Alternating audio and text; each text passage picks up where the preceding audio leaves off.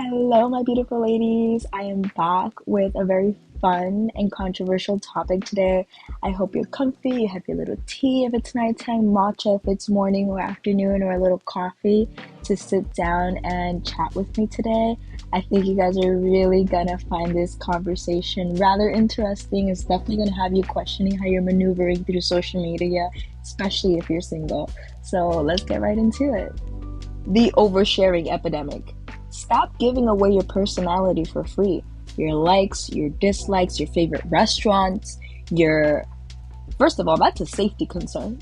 There are so many stalkers out there and crooked people. You should not be posting where you favor, where you oftenly go. That includes fitness, and that includes restaurants, that includes even your walk in the park. Take care of your energy, take care of your essence, and especially as a feminine being, we are like magnets. We are magnets for a lot of beautiful things, but also for all the wrong people. People that want to literally be energy vampires in our life because they lack so much of it. And you want to protect yourself and your light from these people. So please, take into consideration what you're posting, how frequently, how much of yourself you're giving away for free. For free. It should be a luxury to know your music taste because it is so embedded within your personality and who you are as a person that you don't realize how much it dictates. How much it creates a whole narrative to who you are, and on the hands of the wrong person, they can morph into what they think you'd like and pitch themselves to you. And here you are in a relationship with someone that you think is compatible with you, but they just created a whole existence that isn't real to who they are just because they wanted you that badly. And as crazy as that sounds, that happens rather often. So please take into consideration what you're sharing. Real confidence is knowing that you don't have to prove yourself.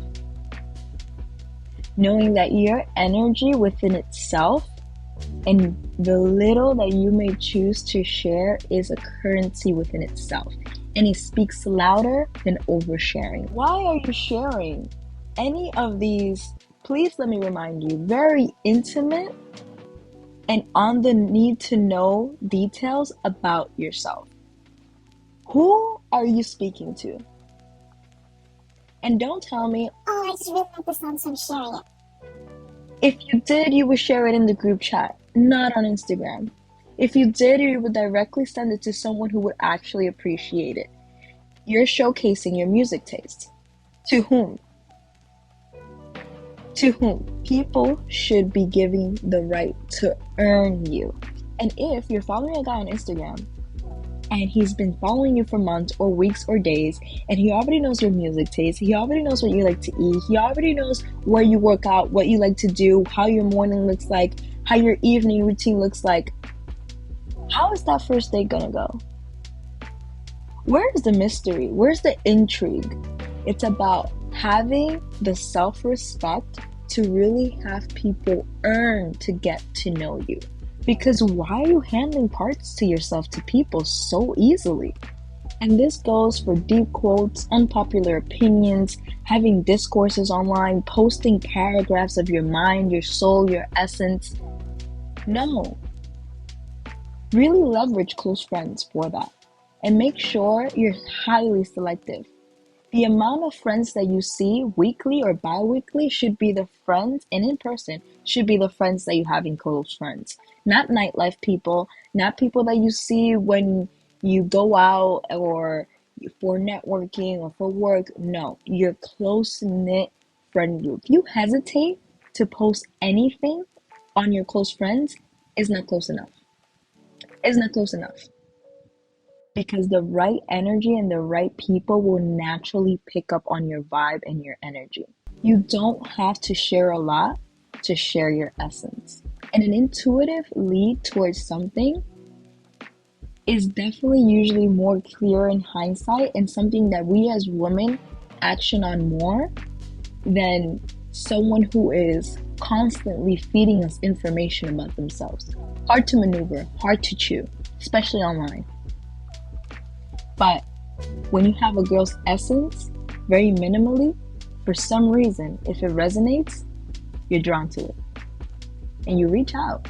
The amount of girls I've went on dinner dates with like that, astonishing. Stop trying to prove yourself. And this goes perfectly with our first topic, in which true confidence doesn't come from showcasing every detail of yourself. It comes from truly understanding yourself, taking a step back and learning to listen to the person in front of you and who they are presenting themselves as versus who they really are. It is so important to be able to have this ability to truly see people, because once you start getting older and you start dealing with different people and you start being introduced to different types of personalities, you find a very common thread that people tend to mask. People tend to show their best foot forward, as I'm sure you do, as I do as well. But there are very small amount of people that are actually able to be raw and authentic when they first meet people, because they are looking for validation. So they present a very morphed version of who they are to be liked, to get acknowledgement, to feel like they're understood, because they themselves don't understand themselves. So being able to have the conviction to truly see someone's essence outside of that is very important, especially down the line when you're building a relationship, whether intimately or romantically with someone, or a friendship. You truly need to know the extent of a person, and that only comes from listening and observing. You don't need a highlight reel of your personality when you first meet someone. You don't need to overshare on a first date everything you encompass as if it's like a sales pitch and an elevator pitch, and you have to pretty much get everything in, because if not, you won't get another chance with someone. Truly try to understand why you're oversharing, if you are. Why do you feel like you need to cram in every little bit of detail, either through social media or through a dinner with someone that you just met? Why are you doing that? Odds are is that you're seeking validation for someone, consciously or unconsciously. And validation can also look like loneliness, a yearn for connection, a yearn to be understood. And as humans, we lack that. And that's an inevitable fact, that we seek connection, that we innately want to feel community, we want to feel understood, and we want to feel validated. But to what extent is it unhealthy? To what extent are you allowing people to have the ability to lead in towards you based on the unknown, based on their lack of not knowing you? Hey, let's get another dinner. Messages you on Instagram. Hey, you seem very interesting. I would love to take you out to dinner. Allowing for that space to happen, because your energy speaks louder than any word or picture or any highlight reel you can present to someone. Lastly, for my empaths, for my givers, for my beautiful light beings that truly just want to heal and show love, shift the focus. And this is not to dismantle who you are as a core and who you are as a being, but shift the focus and incorporate some checks and balances into having the conversation internally. How is this relationship, how is this friendship serving me? How is this serving me? It's okay. It's not selfish to ask that, because every relationship is transactional. It doesn't have to be monetarily, but it does have to be an equal exchange of caring and discernment and energy towards you. You deserve that. You're entitled to that. When someone calls you a best friend, when someone calls you a friend, how are they showing up for you when you truly need them? Have they shown up for you? Just as you constantly show up for them, are you allowing them to show up for you?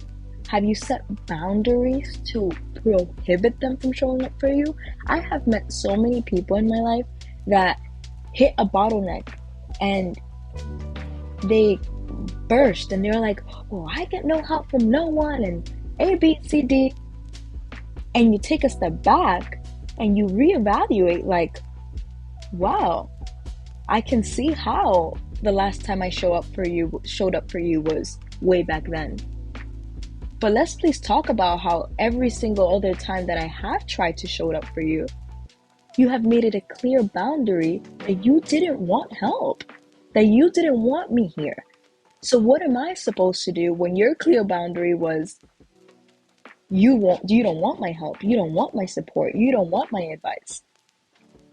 And that comes from having a hyper independent outlook on life and relationships. And I want you guys to really break that down. I feel like I can make an entire video on that. But you guys tell me if you'd love to hear more about that. Truly start paying attention on how people treat you first, how they maneuver around you. After your first act of kindness, after you give a hand, are they taking an arm? How fast you willfully gave them that arm. Was it rational? Are they still doing it? Is this a dynamic in which you're always giving and showing up and that person can never find the time or the opportunity to show up for you? Those are opportunistic people. Those are people that do not serve you or your highest self. And I want you to really take a second look into why you're attracting that, why you're accepting that, and why, if you're setting boundaries for good people, to only show up how you allow them to.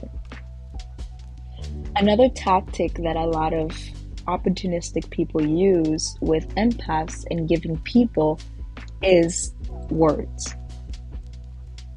They know that if you tell them something, they're going to believe it because they themselves don't say things that they don't mean or don't plan to do. So you need to understand that just because you operate in one way doesn't mean the entire world operates that way. Allow people to show you who they are through their actions, not words. I feel like I need to scream this. Actions, not words. I was in a relationship before where I got so caught up with this person verbally love bombing me the world, promising me in ways that person will show up, and constantly dropping the ball. And I mean birthdays, anniversaries, New Year's. It was insane. And thank God we're older and we're wiser, and everyone needs to learn one way. But I need to remind you guys, especially my giving empathic people, that it's okay to focus and hone in on learning how to be more selfish, especially when your core operates at the opposite extreme. Let's summarize everything. Practice and master the art of selective sharing. Learn how to have discernment when it comes to relationships and truly be intentional with whom you give out your energy, especially for free, especially how you're showing up and how frequently you're showing up on social media. Instead, steer that energy to the actual relationships you have in your life. Send that beautiful note or that message or that song to your group chat or a friend. Be more intentional in how you're sharing these acts of kindness and true acts of love, and in essence, who you are. And with that said, I truly want to take the time to thank you guys all for sticking around to the end of this video, and hopefully I'll see you guys soon.